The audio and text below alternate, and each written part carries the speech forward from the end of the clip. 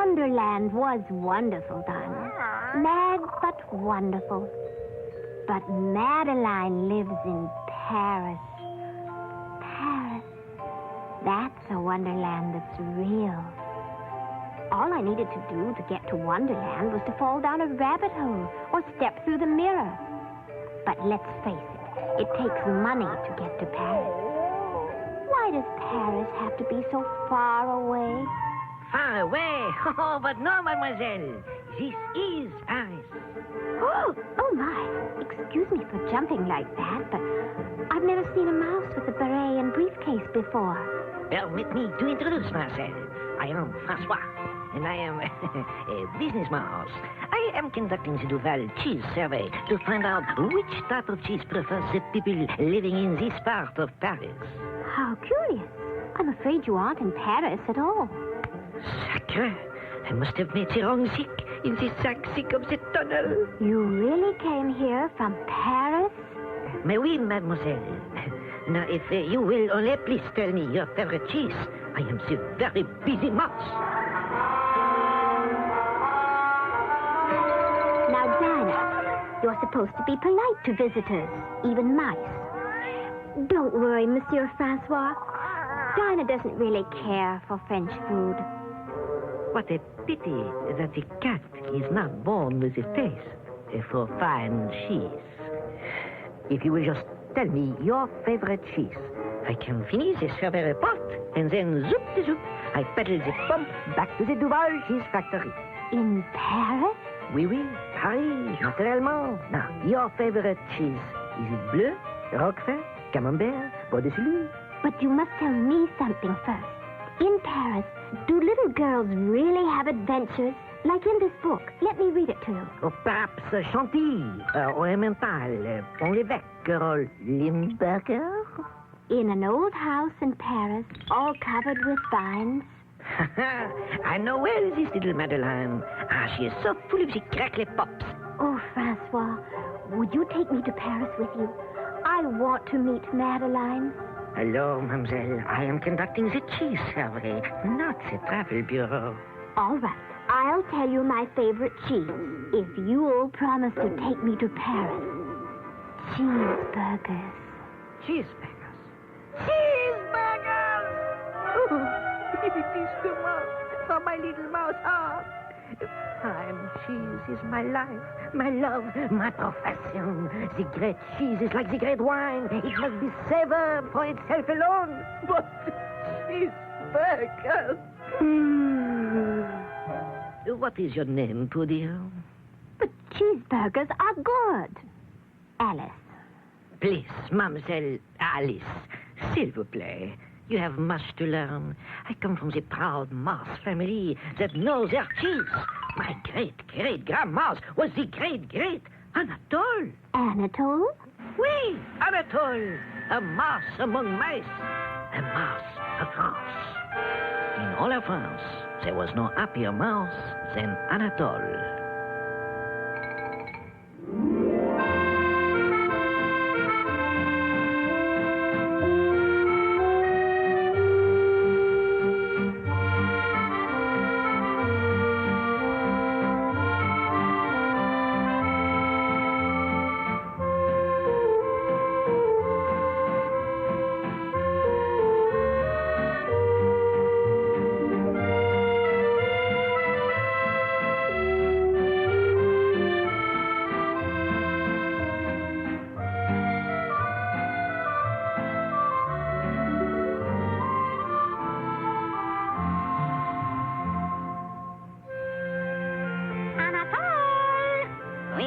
Ma chérie. It's getting dark, Eve. Time to go to work. Good night, Papa. Have a good night at your work.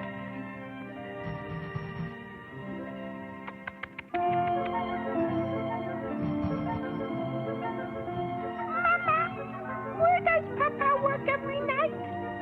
At the great Duval cheese factory, son.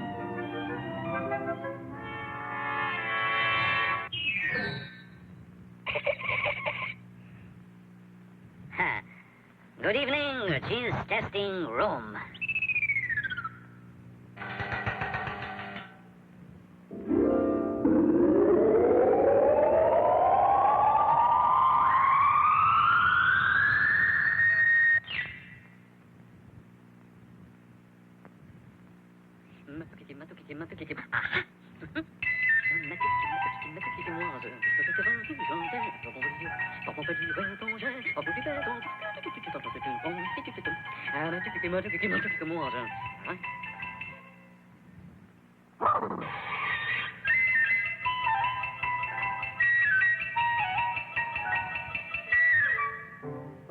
Oh, those mice! Those terrible mice! Look at our beautiful cheeses! Ruined! We can't sell our cheese after a mouse has touched it. All mice are villains. We must rid our factory of them once and for all. Mice are a disgrace to France.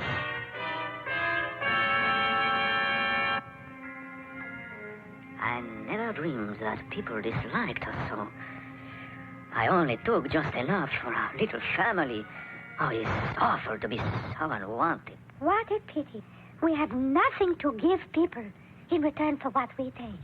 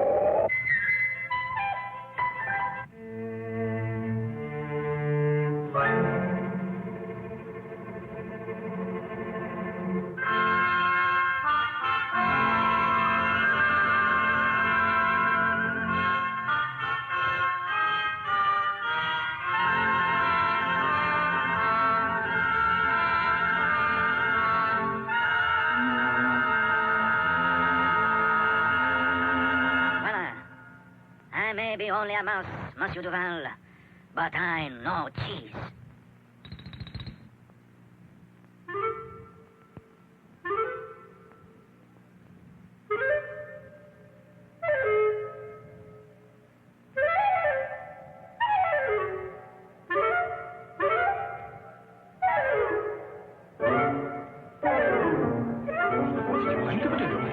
What is going on here? For those little signs here? What did they say? What is going on here? Why are your cheese testers not busy testing cheese? Look, someone has already tested it. Anatole? Touché. Miss Anatole is right. This Roquefort does need more orange peel. More orange peel in the Roquefort. More orange peel in the Roquefort. More orange peel in the Roquefort. But who is Anatole? Less pepper in the pot de salud. Anatole says the camembert should be smoother. Anatole says more pepper in the Limburger.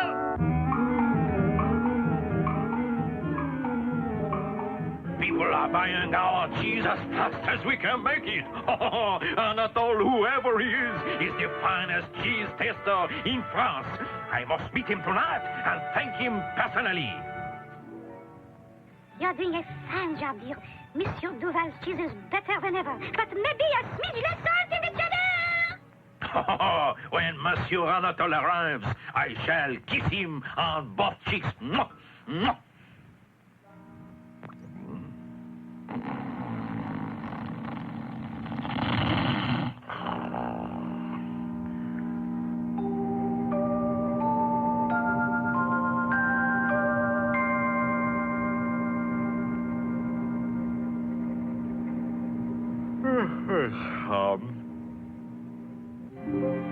Maybe I leave him instead.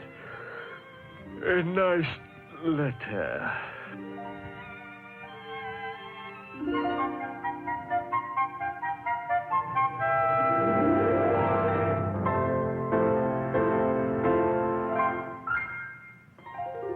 And look, Toussaint, look. A letter from Monsieur Duval. You are to be first vice president and chief cheese tester. You are a credit to mouse and country. I am now ready to meet Monsieur Duval. At last, he will change his opinion of mice.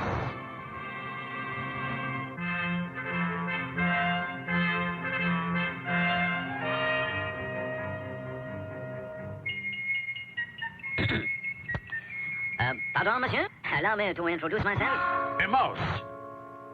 I am Anatole.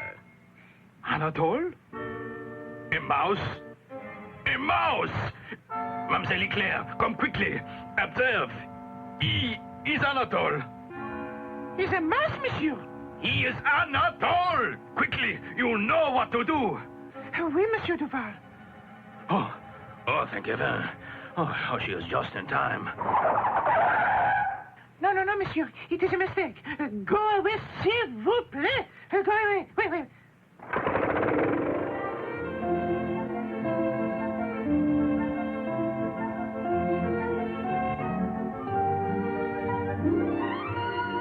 Yes, in all of France, there was no happier mouse than Anatole. You can be proud of your great-great-grandmouse, Monsieur Francois. I try, Mademoiselle Alice, to carry on the family tradition. At this very moment, I am blown with a grand inspiration. You, my dear, are lovely, charmant, graceful, and you know absolutely nothing about the cheese. In other words, you are perfect. If I know nothing in school, I'm never perfect. It's quite the other way around. I will take you to Paris. You shall taste all of our cheese, and you will tell me which one you like the best. You will be the perfect guinea pig. I beg your pardon. Did you say you would take me to Paris? Of course, on my bicycle. But can you manage? It's so tiny. It's really only a mouseicle. Have no fear, Francois is here with the latest Duval miracle cheese. The secret ingredient is the same magic mushroom you ate in the Wonderland. You mean? Oui. One little nibble, and you will be weeny-teeny like me. Oh, it's just like my daddy says. It's the best if you can travel on business. Give me the magic cheese, Francois. Oh, this cheese makes me feel all nibbly-wibbly.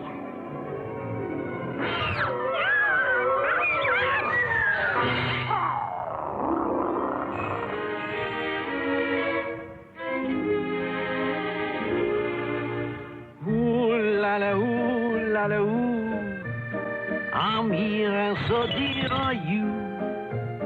Just la-la-wee, la-la-doo. Out for a gay rendezvous. Watch la-la, la-la-dus. Got to make Paris a bus. And since we're feeling this way, there's only one thing to say.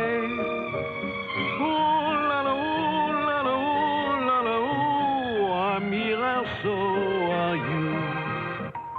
And now, Mademoiselle Alice, you are in Paris. We are at this very moment passing directly under the Champs-Élysées. Right over the head is the famous Eiffel Tower. And here, exactly above us, is the Cathedral de Notre Dame. Isn't it thrilling? But I can't see anything. I didn't come to Paris just to ride through the sewers. I want to see Madeline. I have the fear that we have come on the exact wrong moment. I forgot about the bad hat. Madeline has a bad hat? No. The Spanish ambassador has the bad hat. Did Madeline ruin the ambassador's hat? No, the ambassador's little boy was always a bad hat. How curious. How can a boy be a hat? A bad hat, Alice. That is what he is. Do you know that he poked the little holes in the cheddar cheese I brought here? And then he told the little girl that it was Swiss? That is the girl that she's called. And that is not the all. This little boy was a bad hat from the very first day he came to Paris. I will tell you the story. It started right here. In an old house in Paris, covered with vines, lived 12 little girls in 2 straight lines.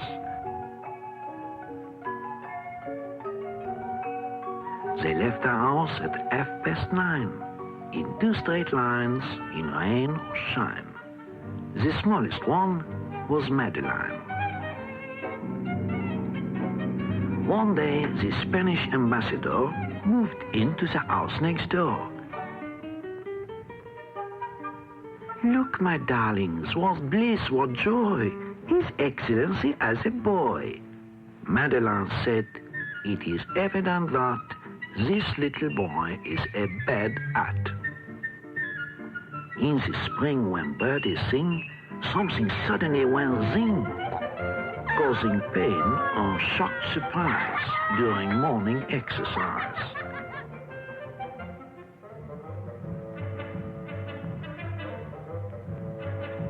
On hot summer nights, he ghosted. In the autumn wind, he boasted as he flew the highest kite.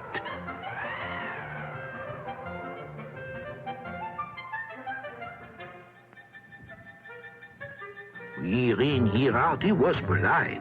He was sure and quick and nice, and Miss Clavel said, isn't he nice? One day, he climbed upon the wall and cried, come, I invite you all. Come over sometime, and I'll let you see my toys and my menagerie, my frogs and birds and bugs and bats, squirrels, hedgehogs, and 2 cats. The hunting in this neighborhood is exceptionally good. But Madeline said, please don't molest us. Your menagerie does not interest us.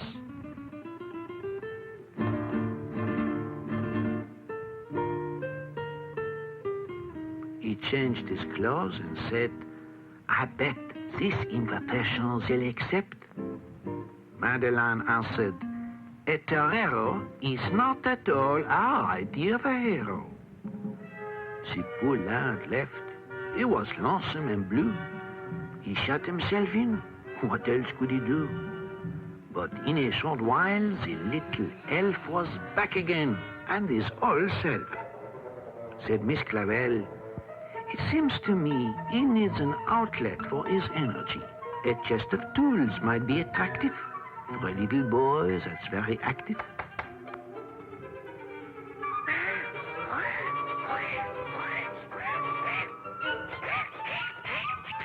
I knew it. Listen to him play. Hammering, sawing, and working away. Oh, but that boy was really mean. He built himself a guillotine.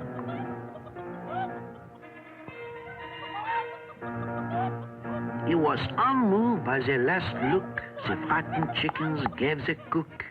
He ate them roasted, grilled, and frito. Oh, what a horror was Pepito.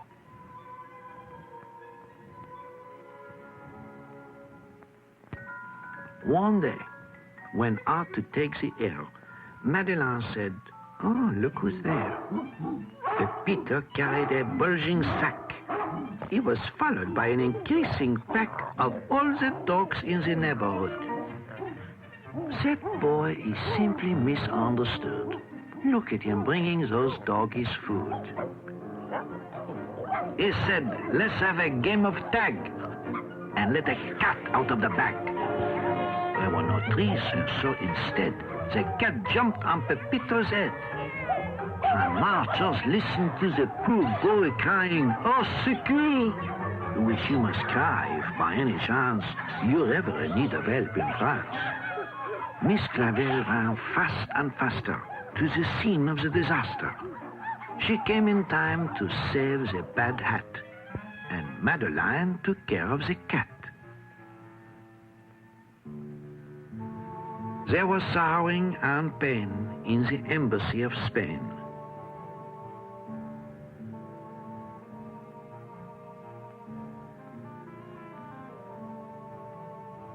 The ambassadress wept tears of joy as she thanked Miss Clavel for saving her boy.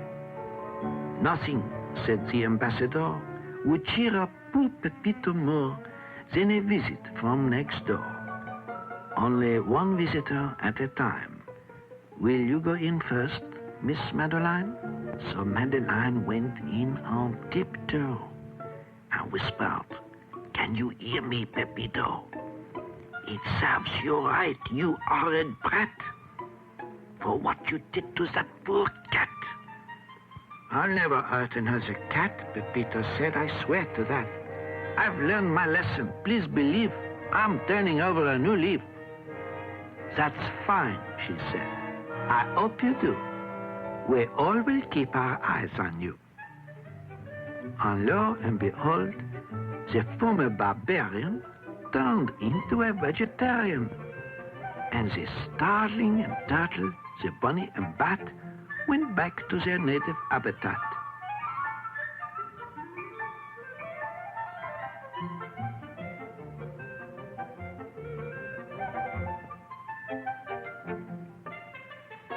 His love of animals was such, even Miss Clavel said, "It's too much." The little girls all cried, "Boo-hoo!" But Madeleine said, "I know what to do." She said, "You are our pride and joy. You are the world's most wonderful boy."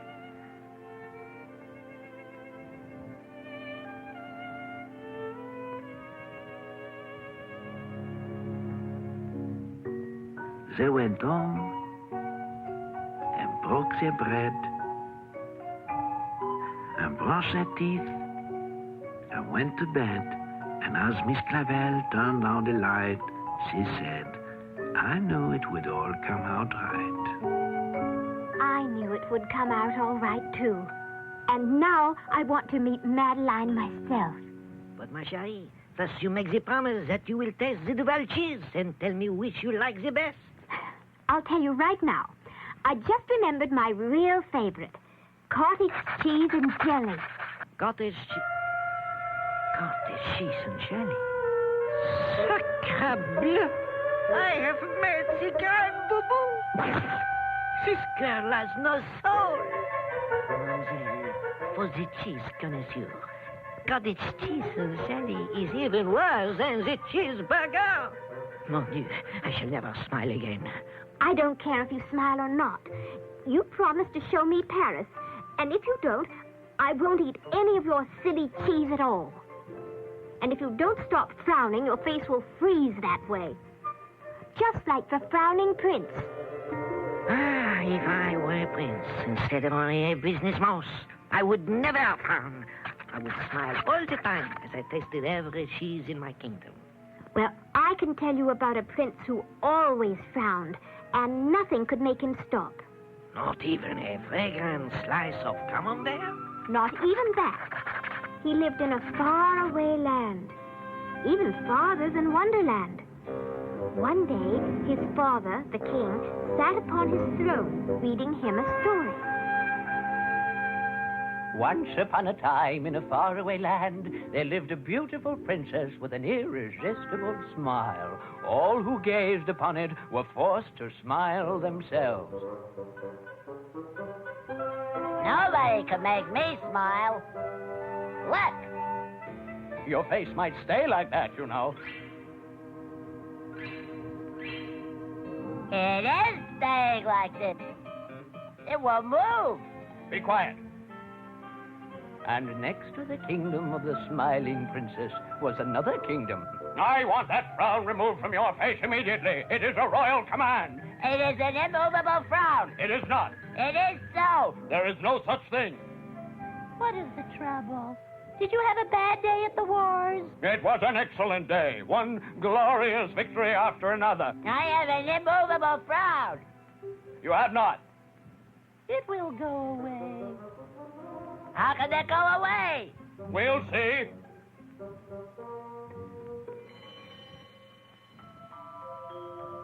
Send for the jesters.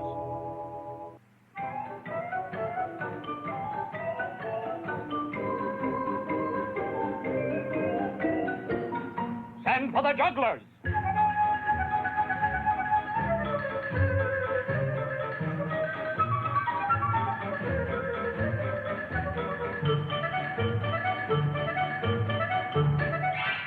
Send for the tumblers.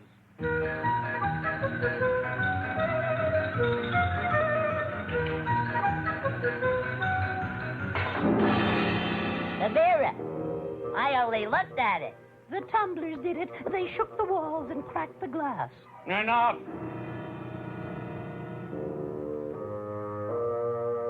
Anyway, I have an immovable frown. You have not. It's past my bedtime. There is no such thing as an immovable frown. There is no such thing as an immovable frown. There's no such thing as an immovable frown. There's no such thing as an immovable frown.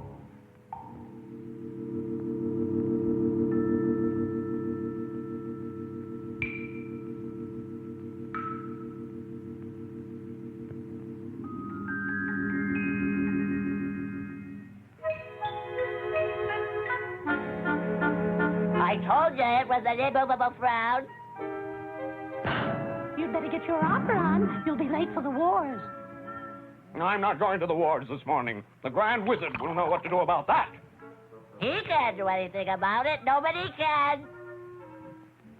One thing is certain, there is no such thing as an immovable frown. Your Majesty is right. Of course there is no such thing as an immovable frown. How do you know? I know for many reasons. For one, your father has just said so, and he is the king. Tell us what are the other reasons. Tell me, Your Majesty, just how did all this arise? Yesterday, I was reading the prince a story about a beautiful young princess who happened to have an irresistible smile. And I noticed I happen to have an immovable frown. And I have! You haven't! And the Grand Wizard agrees with me. That scowl of yours can be removed. Of course! How? You call in somebody with an irresistible smile. Oh, it won't do any good. I really have got an immovable frown. You have not. It cracked the mirror in the throne room. Why not call in the princess?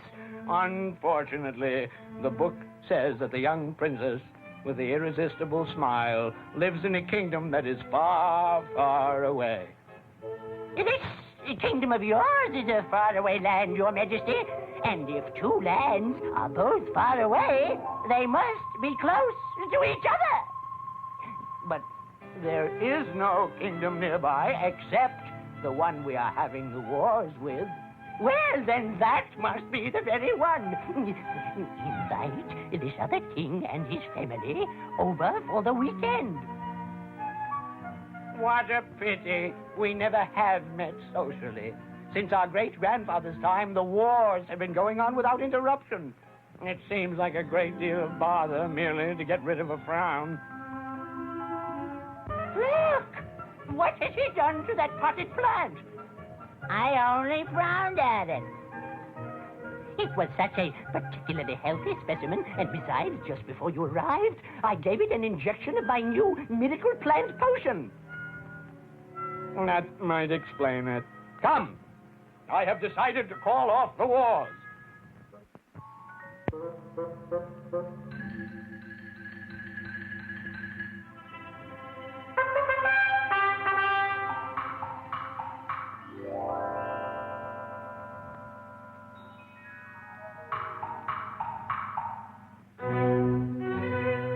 The peace treaty is signed, sire. The wars are ended.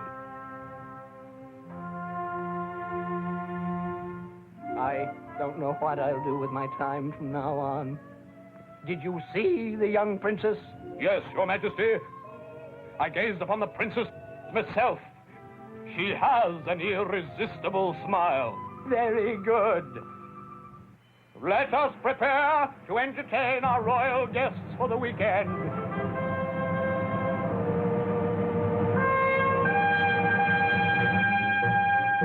No doubt about it, the princess has an irresistible smile. I'm still frowning.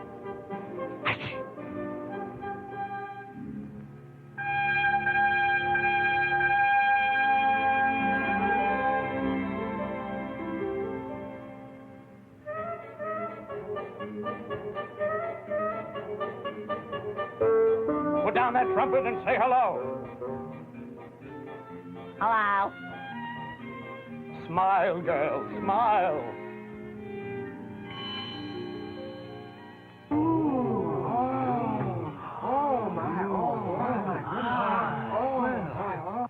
How do you explain this? It can't be explained. No frown can resist an irresistible smile. Except an immovable frown? You're right, Your Majesty. And the prince has one. That's what I kept telling you, see? He said so too.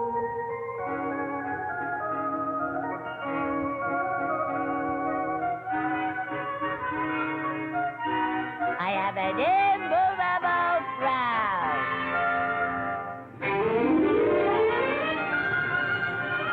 Ah, oui. And if you would give me my way and taste my cheeses, my frown will go away too. Look, we are here. My business address. The Dural Cheese Factory. The most beautiful place in all of France.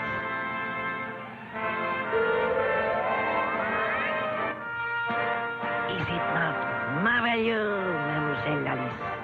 It certainly is smelly. Oh, yes, the parfum de fromage. And now, you will take the little bites from each cheese, and I will make the little notes.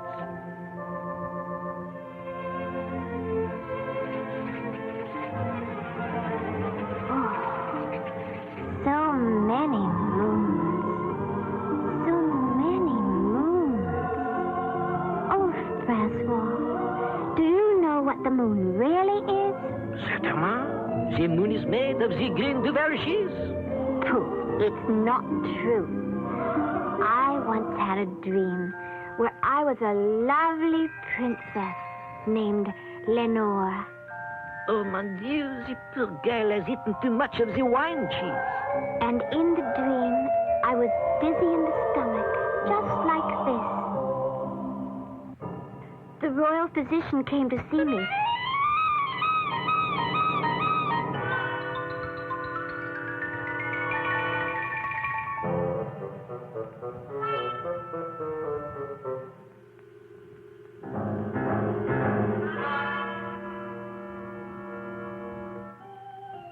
And my father, the king, was very worried. I want you to get well again. Is there anything your heart desires? Yes, I want the moon. If I can have the moon, I will be well again.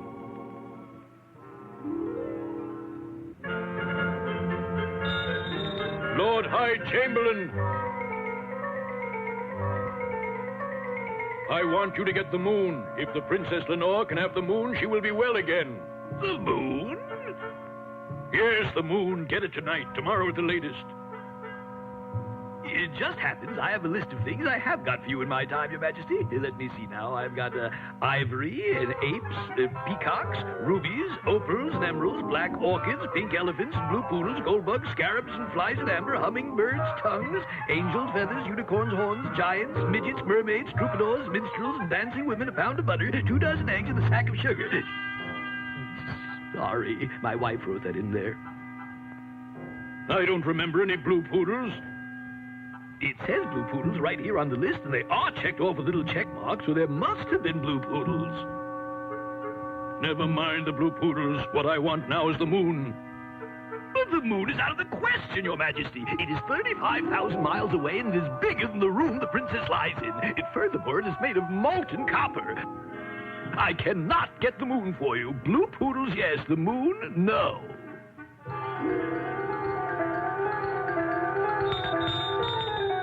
Royal Wizard, I want you to get the moon for the Princess Lenore. I have worked a great deal of magic for you in my time, Your Majesty. Now, let's see.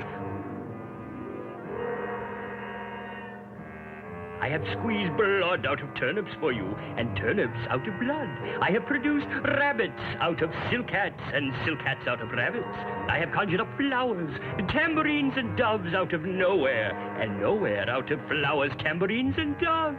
I have given you 7-league boots, the golden touch, and a cloak of invisibility. I got horns from Elfland, and gold from the rainbow. What I want you to do now is get me the moon. The Princess Lenore wants the moon, and when she gets it, she will be well again. Impossible. It is 150,000 miles away. It is made of green cheese, and it is twice as big as this palace. Nobody can get the moon.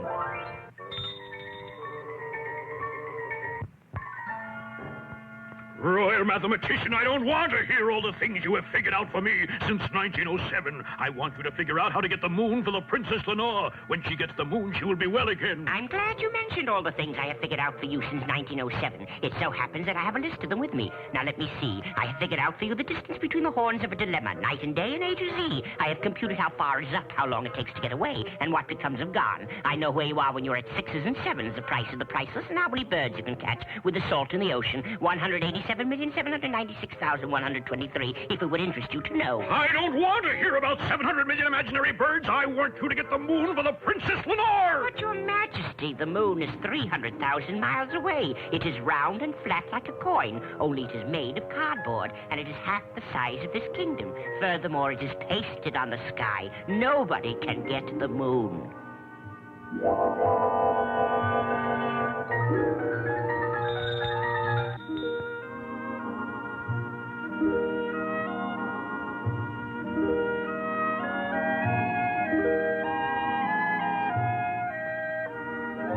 What can I do for you, Your Majesty? Nobody can do anything for me. The Princess Lenore needs the moon, but nobody can get it for her. Every time I ask anybody for the moon, it gets larger and further away. They are all wise men, and so they must all be right. If they are all right, then the moon must be just as large and as far away as each person thinks it is. The thing to do is find out how big the Princess Lenore thinks it is. I never thought of that. I will go and ask her, Your Majesty. Have you brought the moon to me? Not yet, but I will get it for you right away. How big do you think it is? It is just a little smaller than my thumbnail. For when I hold my thumbnail up at the moon, it just covers it. And how far away is it? It is not as high as the big tree outside my window, for sometimes it gets caught in the top branches. It will be very easy to get the moon for you. I will climb the tree tonight when it gets caught in the top branches and bring it to you. What is the moon made of, Princess? Oh, it's made of gold, of course, silly. Anybody knows that.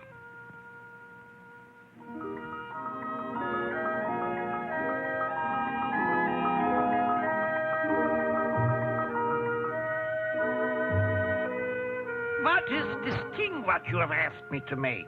You have made the moon. Oh, the moon is 500,000 miles away, and it's made of bronze and round like a marble. That's what you think.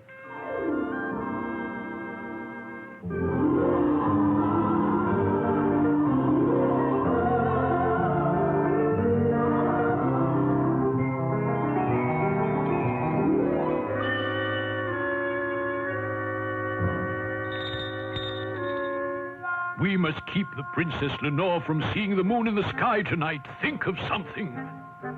I know just the thing. Maybe we can make some dark glasses for the Princess Lenore. Then she will not be able to see the moon when it shines in the sky.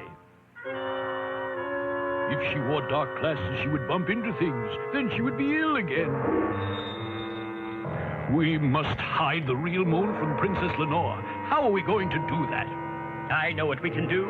We can stretch some black velvet curtains on poles like a circus tent. Then the Princess Lenore would not see the moon in the sky. Curtains would keep out the air so the Princess Lenore would not be able to breathe and she would be ill again. We must do something so the Princess Lenore will not see the moon tonight. If you know so much, figure out a way to do that. I have it! We can set off fireworks in the gardens every night. We'll make a lot of silver fountains and golden cascades, and then the Princess Lenore will not be able to see the moon. Fireworks would keep the Princess Lenore awake. She would not get any sleep at all, and she would be ill again. The moon is already shining into the Princess Lenore's bedroom. Who can explain how the moon can be shining in the sky when it is hanging on a golden chain around her neck? Who explained how to get the moon when your wise men said it was too large and too far away? It was the Princess Lenore. She seems to know more about it than they do, so I will ask her. Tell me, Princess Lenore, how can the moon be shining in the sky when it is hanging on a golden chain around your neck? That's easy, silly. When I lose a tooth, a new one grows in its place, doesn't it? And when the royal gardener cuts the flowers, other flowers come to take their place. Of course. I should have thought of that. It's the same way with the daylight. And it is the same way with the moon. I guess it's the same way with everything.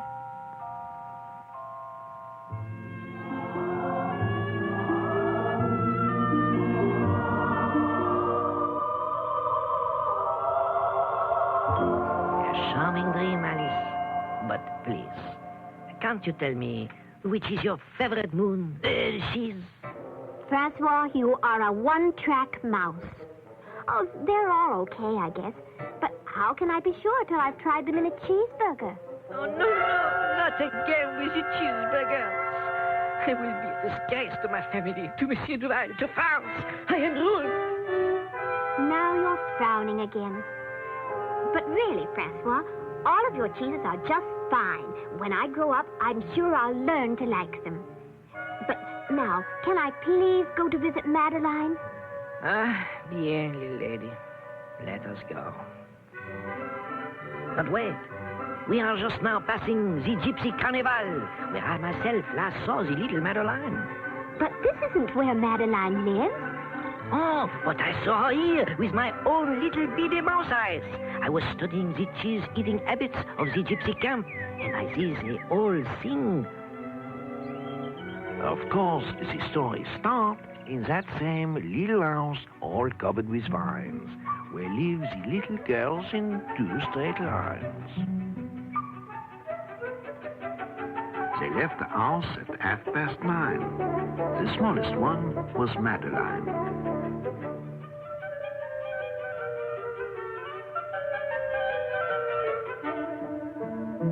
In another old house that stood next door lived the son of the Spanish ambassador. Pepito's parents were away. He had no one with whom to play. Please come. I invite you all to a wonderful gypsy carnival.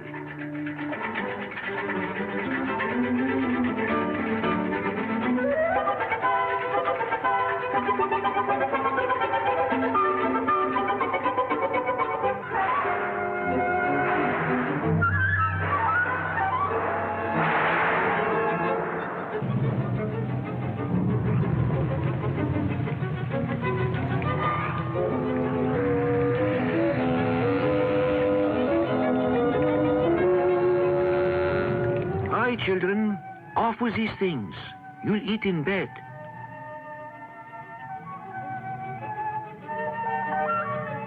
Good heavens, where is Madeline?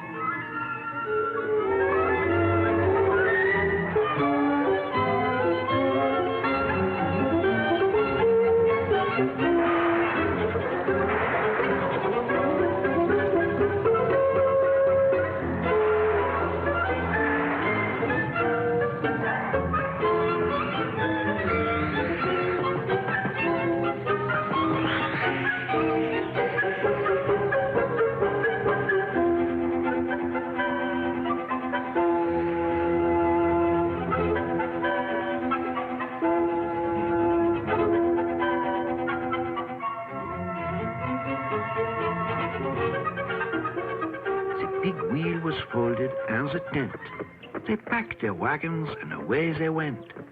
For gypsies do not like to stay. They only come to go away.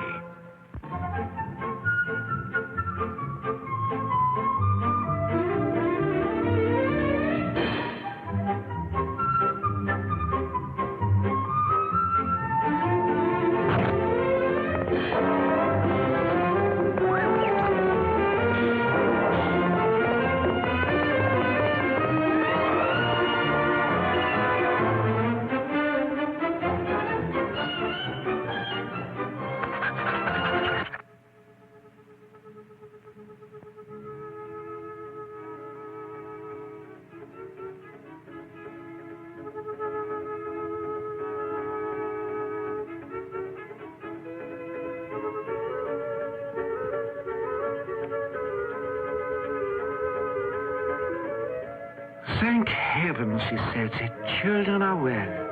But dear, oh dear, they've forgotten how to spell. She studied the postmark, then fast and faster, they rushed to the scene of the disaster.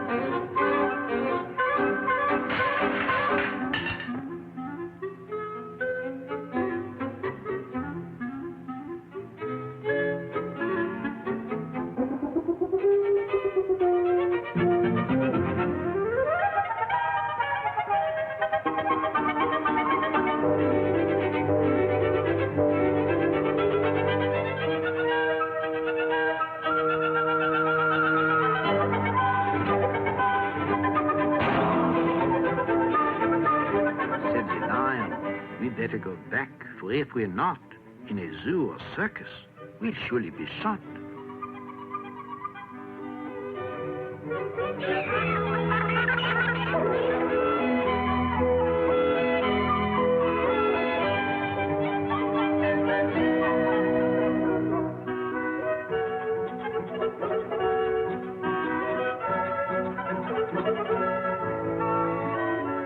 Pepito said, no work and all play. It's no fun if you have to do it all day. Oh, look, Pepito. Here comes someone we know. Dear Miss Clavel, at last we found you. Please let us put our arms around you.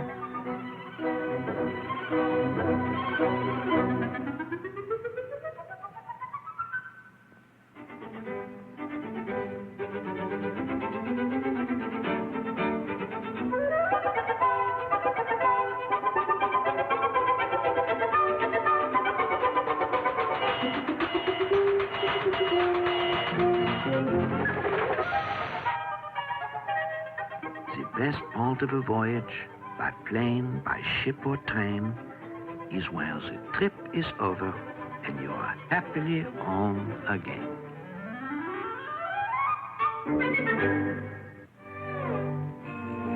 I'm beginning to think that's true after all. But I don't want to go home again until I see Madeline. It's my dream to be like her. Ah, we all have the dreams, little Alice. I dream that I will make the cheese so perfect, so delicate, so delicious, that it will be known all over the world as fromage Francois. You dream you could live in Paris and have adventures like little Madeline. What do you think is Madeline's dream? Why, she's dreaming about me. We are silly. We are dreaming about each other. Alice, look! You are growing again! My top-secret cheese is not yet perfect. The effect is wearing off. Quickly, or you will not be able to get through the mouth hole.